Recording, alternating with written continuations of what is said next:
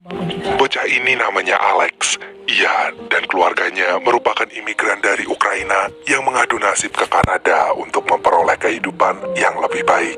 Sayangnya, kemampuan mereka hanya dapat membawa keluarga ini tinggal di sebuah kota kecil bernama Ontario. Hari demi hari berlalu, tetapi keluarga Alex belum juga keluar dari jurang kemiskinan. Ayahnya tidak bekerja padahal harus membayar uang tagihan rumah setiap bulan. Hal ini jugalah yang membuat orang tua Alex sering bertengkar. Namun untungnya pada suatu hari, ibu Alex mendapat pekerjaan dari temannya sebagai asisten pegawai bank. Untuk menunjang pekerjaan itu, ibu Alex diberi seperangkat komputer yang diam-diam sering dimainkan oleh anaknya. Secara nggak langsung, Alex pun mempelajari situs-situs internet sampai ia mendapatkan uang dari sana. Karena ekonomi keluarganya yang tidak segera membaik, Alex pun mengumpulkan uang itu untuk persiapan biaya. Permasalahan keluarga Alex semakin buruk. Kedua orang tuanya semakin sering bertengkar, sehingga Alex lebih banyak menghabiskan waktunya di luar rumah. Suatu hari, ia mendengar berita tentang komunitas hacker dark web yang dipimpin oleh seorang dengan nama Z. Komunitas ini berhasil membajak bank yang dampaknya dapat mempengaruhi harga saham di dunia. Namun saat ini Alex tidak memberi perhatian lebih pada berita ini. Dan esok paginya ketika Alex pulang ke rumah, ia melihat ibunya sedang menangis sedih. Ternyata ibunya telah dipecat dari bank sehingga mereka akan kesulitan melunasi tagihan rumahnya. Hal ini menandakan jika mereka akan menjadi gelandangan karena kehilangan rumah. Akhirnya Alex pun memberikan seluruh tabungan kuliahnya kepada sang ibu. Ia meyakinkan sang ibu bahwa ia lebih bahagia jika uangnya digunakan untuk kepentingan keluarganya. Meskipun awalnya sang ibu menolak, ibu Alex pun akhirnya menerima uang itu. Lalu Alex berjanji ia akan mengumpulkan uang lebih banyak lagi. Akan tetapi sejak saat itu Alex membenci bank karena telah memecat ibunya. Ia merasa bahwa bank telah merusak semua rencana masa depannya, dan oleh karena itu ia harus kehilangan seluruh tabungannya. Padahal waktu kuliah sudah semakin dekat. Namun tiba-tiba Alex teringat pada komunitas dark web yang berhasil membobol sistem bank. Ia pun berniat untuk bergabung dalam komunitas itu. Tapi untuk menjadi anggota di sana, ia harus menjalankan satu syarat, yaitu mencuri identitas seseorang melalui kepemilikan kartu ATM. Oleh karena itu, Alex mengincar temannya yang kaya raya sekaligus menyebalkan di sekolah sebagai korban pertamanya. Dan ternyata hal itu cukup mudah sehingga Alex berhasil bergabung dalam dark web ini. Akhirnya, ia pun mulai mencari uang melalui situs tersebut. Untuk memperoleh uang dari sana, Alex terhubung dengan seseorang bernama Roosevelt. Ia diberi pekerjaan yang mudah, yaitu memasarkan barang-barang ilegal yang ia peroleh dari pasar gelap. Barang-barang itu dijual dengan harga lebih rendah dari harga biasanya, sehingga Alex dapat menjualnya dengan gampang. Selain itu, untuk memperoleh lebih banyak uang, Alex juga membobol situs online yang rentan lalu menjual data para konsumen yang ia curi dari sana. Dan dalam sekejap, Alex telah berhasil mengumpulkan uang 30 juta dolar yang dapat ia gunakan untuk biaya kuliahnya. Setelah itu, Alex pergi ke Toronto dan berjanji akan mengirim uang setiap bulan untuk kedua orang tuanya. Namun sayang, ia belum bisa masuk kuliah karena telat bayar SPP. Dan oleh karena itu, Alex sekarang hanya berpikir untuk melanjutkan kehidupannya dengan mengandalkan internet dan komunitas dark webnya. Seperti yang pernah ia lakukan sebelumnya, Alex kembali menjual barang-barang ilegal dari pasar gelap. Namun kali ini, ia menggunakan data konsumen yang ia dapat dari internet. Sayangnya, pekerjaan ini tak semudah sebelumnya. Orang-orang di Toronto jauh lebih teliti sehingga mereka malah mencurigai Alex akan menjual barang ilegal. Namun ternyata aksi Alex ini mengundang perhatian dari seseorang misterius yang terus mengikutinya dari tadi. Setelah Alex hampir putus asa karena jam tangannya tidak segera terjual, orang ini pun menemui Alex dan mengenalkan dirinya kepada Sai. Ia pun berkata bahwa ia bisa menjual barang itu dengan harga tinggi, asal Alex memberitahunya untuk mendapatkan barang itu. Dan dalam waktu singkat, Sai ternyata berhasil menjual barang Alex. Sejak saat itu, Alex bekerja sama dengan Sai dalam bisnis ini. Ia berperan sebagai orang yang akan mendapatkan barang-barang mewah ilegal seperti ponsel, perhiasan, maupun alat-alat elektronik dari pasar gelap. Sedangkan Sai adalah orang yang akan menjual barang itu pada para konsumen. Saya juga mengajari Alex untuk lebih percaya diri supaya mereka bisa mendapat lebih banyak konsumen. Kerjasama ini ternyata berhasil membuat mereka mendapatkan keuntungan yang berkelipat ganda. Alex akhirnya bisa memenuhi janjinya untuk mengirim uang bulanan kepada orang tuanya, dan ia juga bisa menabung untuk dirinya sendiri. Beberapa bulan kemudian sudah tiba waktunya Alex untuk masuk kuliah. Namun karena Alex mengingat keinginannya untuk balas dendam kepada bank melalui komunitas dark web, ia pun meninggalkan kuliahnya dan memilih melanjutkan pekerjaannya. Akan tetapi untuk yang satu ini, Alex akan menjalankan rencananya dengan lebih serius. Ia mengincar para pegawai bank yang korupsi untuk menghukumnya karena telah membuat sistem perbankan tidak adil. Di sini, Sai juga berperan penting karena ia memiliki banyak kenalan untuk menjalankan rencana Alex. Hal pertama yang dilakukan adalah menggunakan black card milik pria Kolombia yang merupakan pegawai bank, lalu menguras habis uangnya di sana. Namun Alex sudah mempunyai feeling jika aksi mereka berbahaya, tapi saya meyakinkan Alex bahwa mereka akan berhasil melakukannya. Malamnya, Alex pun memberanikan diri untuk menyamar lalu menarik uang tunai dari black card itu. Meskipun awalnya merasa tegang, namun ternyata Alex bisa melakukannya dan mereka berhasil mendapatkan banyak sekali uang. Setelah itu, mereka berpesta untuk merayakan keberhasilan itu. Namun esok harinya, Alex kembali melanjutkan rutinitasnya di dark web dan menemukan kantor bank ibunya dulu. Ternyata bank itu masuk dalam daftar kantor yang mudah dibobol sistemnya. Akhirnya Alex pun berencana untuk merusak sistemnya supaya kinerja bank itu bisa terganggu selama berminggu-minggu. Siangnya, Alex pergi ke bank itu lalu menyamar agar aksinya tidak dicurigai. Ia pun sempat memasukkan virus komputer di sana. Namun sayangnya, aksi Alex ini dapat diketahui dengan cepat oleh petugas keamanan. Dalam waktu singkat, Alex berhasil ditahan oleh bank itu. It's terrible. What kind of security is it? Won't be very long, please. Alex pun dibawa ke kantor untuk dimintai keterangan. Sebagai teman, saya datang untuk menemani Alex. Namun ia dibebaskan karena dianggap tidak terlibat dalam kejadian ini. Akhirnya Alex pun harus sendirian berhadapan dengan kepala keamanan bank yang bernama Curtis. Awalnya, Curtis meminta penjelasan Alex terkait USB kecil berisi virus yang dipasang ke komputer bank. Namun karena Alex tidak segera mengaku, Curtis mengancamnya akan segera melaporkan kejadian ini kepada polisi. Setelah mendengar ancaman ini, Alex pun memberi tawaran lain. Ia menjelaskan bahwa ia tidak berniat untuk melakukan penipuan maupun pencurian. Ia justru memberitahu bahwa sistem cyberbank ini sangat rentan sehingga mudah dibobol. Makanya Alex menawarkan untuk memperbaiki sistem bank secara gratis, asalkan pihak bank tidak akan membawa perkara ini ke kepolisian. Akhirnya negosiasi ini pun berhasil sehingga Alex dibebaskan dari sana. Ternyata tindakan Alex ini berhasil mendapat perhatian dari para hacker di dark web. Mereka menganggap Alex cukup berani karena biasanya para hacker hanya melakukan aksi ini dari jarak jauh. Esok paginya, Alex tiba-tiba mendapat undangan dari seorang perempuan yang bernama Kira. Ia ingin bertemu dengan Alex karena terkesan dengan aksinya ini.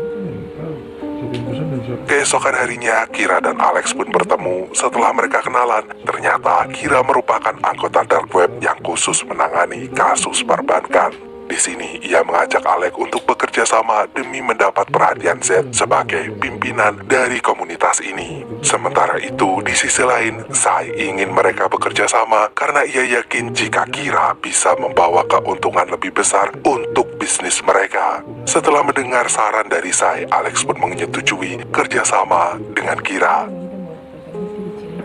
Tanpa disangka, Kira ternyata memiliki jaringan yang sangat banyak. Ia punya banyak cara untuk membuat kartu kredit palsu dan menggunakan data yang dijual di dark web. Mereka pun melakukan aksi penipuan di banyak tempat dan semakin banyak melakukan transaksi barang-barang mewah dengan menggunakan sedikit penyamaran. Namun lama-lama saya merasa ada sesuatu yang aneh dengan Kira. Orang-orang yang selama ini bertransaksi dengannya bukanlah orang yang mereka kenal. Kira bahkan tidak bisa menjelaskan siapa orang-orang itu. Selama ini hanya memperoleh banyak uang untuk mereka bertiga. Meskipun awalnya saya tidak masalah dengan hal itu, namun lama-lama ia penasaran dan ingin mencari tahu latar belakang Kira. Pada suatu malam, tiba-tiba Kira ngajakin Alex untuk pindah ke Hong Kong. Menurutnya Hong Kong adalah tempat untuk orang-orang seperti mereka. Sayangnya Kira tidak mengajak Sai, dan ini membuat Alex menolak rencananya. Bagi Alex, Sai adalah sahabat terbaiknya, sehingga ia tidak mungkin pergi tanpa Sai. Padahal ternyata secara diam-diam Sai mendengarkan rencana itu. Esok paginya, Alex bertemu dengan Roosevelt. Ia berniat untuk bertanya tentang latar belakang Kira. Sayangnya, Roosevelt juga tidak mengetahui tentang itu, dan ia justru memperingatkan Alex supaya berhati-hati dengan orang yang tidak ia ketahui. Siangnya seperti biasa, Alex, Kira, dan saya akan melakukan transaksi dengan klien mereka. Namun kali ini saya bertengkar dengan Kira karena ia terus mendesak agar Kira mengenalkan klien ini kepada mereka. Akan tetapi Kira terus menolak permintaan saya. Dan oleh karena itu saya semakin mencurigai Kira dan berusaha mempengaruhi Alex untuk mencari tahu tentang Kira ini. Sayangnya saat klien itu ingin melakukan negosiasi, saya justru mengacaukan semuanya. Transaksi pun batal dan mereka harus segera kabur dari sana. Setelah kejadian itu, suasana tim mereka menjadi sangat kacau. Namun mereka berusaha saling mengerti lalu minta maaf. Tepat malam itu, polisi datang ke apartemen mereka. Meskipun para polisi tidak mencari mereka, namun saya merasa jika mereka harus segera pergi sebelum semuanya terlambat. Mereka pun pindah dari sana dan pergi ke Hong Kong sesuai rencana Kira. Selama di Hong Kong, Alex menyewa apartemen mewah sebagai rumah baru mereka. Kehidupan mereka pun berlanjut dan tetap melakukan aksi penipuan dengan menggunakan kartu kredit dan identitas palsu seperti sebelumnya. Semakin lama, mereka semakin mudah mendapatkan uang. Saya pun lama-lama berubah dan merasa semakin tergiur dengan kekayaan. Sementara itu, berbanding terbalik dengan Alex, ia justru merasa telah berbeda dari rencana utamanya untuk balas dendam. Mereka justru sibuk mencari uang tanpa sekalipun membuat rencana untuk merusak sistem bank seperti niat mereka awalnya. Oleh karena itu, Alex ingin mendapatkan perhatian Z supaya pimpinan dark web itu bisa membantunya untuk melakukan rencana ini. Namun saya tidak memperhatikan rencana Alex. Ia memilih sibuk untuk menikmati uang yang telah mereka dapatkan. Dan ternyata hari ini adalah hari ulang tahunnya. Should be celebrating. It's my birthday. Alex pun lama-lama khawatir dengan kondisi Sai. Ia merasa jadi sahabat yang buruk karena tidak memperhatikan Sai. Dan kekhawatiran itu terbukti saat Sai terlibat kerusuhan dengan orang-orang yang ada di bar. Mereka berdua pun ditahan polisi. Namun untungnya beberapa saat kemudian Kira berhasil membebaskan mereka. Akan tetapi Kira tidak menjelaskan siapa orang yang berhasil membebaskan mereka dari tahanan. Ia hanya menyebut orang itu sebagai pamannya. Keesokan harinya, saya kembali menggunakan kartu ATM palsunya. Hal ini membuat Alex marah karena kemarin mereka telah berurusan dengan polisi. Jika mereka semakin tergila-gila dengan uang, tidak menutup kemungkinan mereka akan kembali ditahan oleh polisi. Dan oleh karena itu, Alex pun mengusir saya dari timnya. Malamnya, Kira menjalankan rencananya untuk melakukan pembobolan uang di beberapa mesin ATM dan diberi tanda dark web supaya mendapat perhatian dari Z. Namun ternyata setelah melakukan itu, Kira merasa nggak nyaman. Ia ingin pergi dari sini dan menikmati uang yang telah mereka kumpulkan. Ia ingin bersantai dan tidak terus terlibat dengan polisi maupun para mafia seperti yang selama ini mereka lakukan. Akan tetapi saat Kira mengatakan rencananya, Z malah menghubungi mereka. Ia merasa terkesan dengan keberanian tim Alex. Akhirnya, Alex pun mengajak bertemu, meskipun Kira sudah punya firasat yang buruk tentang hal ini. Namun, mereka tetap memutuskan untuk bertemu di luar pulau Hong Kong. Namun ternyata semua ini tidak seperti yang dibayangkan oleh Alex. Ia tidak menyangka jika markas Z dijaga ketat seperti markas mafia. Akan tetapi Alex tetap mengutarakan rencananya untuk memperoleh dukungan dari Z demi menuntaskan balas dendamnya. Z pun menjelaskan bentuk kerjasama mereka dan memberi peringatan jika Alex gagal dalam kerjasama ini, maka ia harus membayarnya dengan nyawa. Setelah bertemu dengan Z, saya menelpon Alex dan mengatakan bahwa ia menyesal. Ia kini juga sudah kembali ke hotel menunggu Alex pulang. Sayangnya tanpa diketahui oleh Alex, saya telah diincar oleh anak buah pria Kolombo yang dulu black card-nya pernah ia curi. Dalam waktu singkat, saya pun dibunuh di tempat. Begitu ia pulang ke hotel, Alex merasa terkejut melihat saya yang udah gak bernyawa. Sayangnya mereka tidak bisa menghubungi polisi sehingga mau gak mau, ia hanya bisa kabur bersama Kira meninggalkan saya. Akhirnya Alex pun harus melanjutkan hidup dan menuntaskan misinya bersama Z. Di sini Alex harus bekerja sama dengan orang-orang lain untuk membunuh kepala bank sentral Amerika. Namun Kira ingin mengajak Alex kabur karena ia tidak ingin berada dalam misi ini. Tetapi Alex berusaha meyakinkan Kira jika misi ini harus mereka kerjakan untuk membalaskan dendam mereka atas ibu Alex dan kematian Sai. Akhirnya Kira pun menuruti Alex dan rencana itu pun berhasil. Gak butuh waktu lama, berita penembakan kepala bank sentral itu langsung menyebar ke seluruh dunia. Seiring dengan kejadian itu, kepanikan mulai melanda dunia. Semua orang di bidang perbankan membicarakan hal ini hingga membuat perubahan pada pasar saham dunia. Padahal ternyata orang yang ditembak itu bukanlah orang sebenarnya. Ia hanya menyamar dan sengaja melakukan ini untuk membuat kehebohan. Alex dan Kira yang belum sempat kabur akhirnya harus tertangkap begitu keluar dari hotel mewahnya.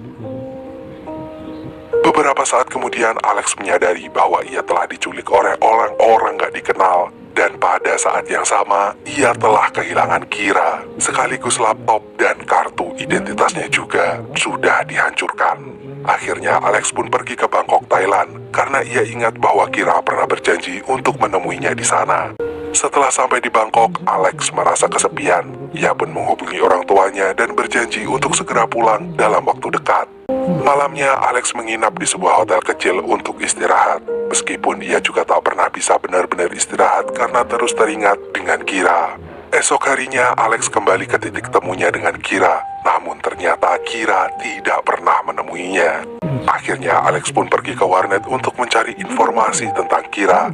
Di sini Alex mengetahui jika Z dan komplotannya telah ditangkap. Dan salah satu komplotan itu ternyata adalah Kira yang telah ditembak akibat melarikan diri dari agen FBI. Alex hampir tidak percaya dengan berita yang ia temukan. Sialnya, Alex yang membayar warnet menggunakan kartu kredit terdeteksi menggunakan kartu kredit palsu. Sehingga ia pun juga ditangkap oleh polisi. Alex pun dipenjara tanpa diberi kesempatan untuk melakukan pembelaan. Meskipun ia berkali-kali memprotes karena ia ingin mengetahui informasi mengenai Kira. Para polisi itu tidak memperhatikan Alex hingga Alex pun merasa frustasi.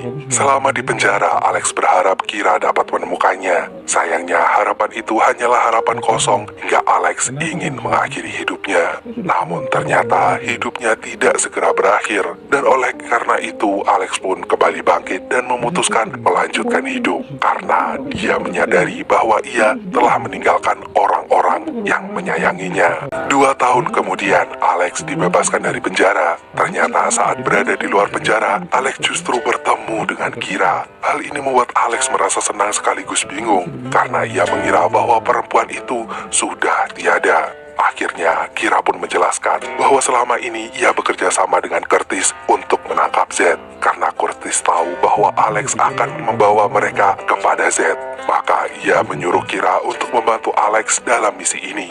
Jadi selama ini klien yang pernah dicurigai oleh Sai ternyata merupakan kenalan Curtis.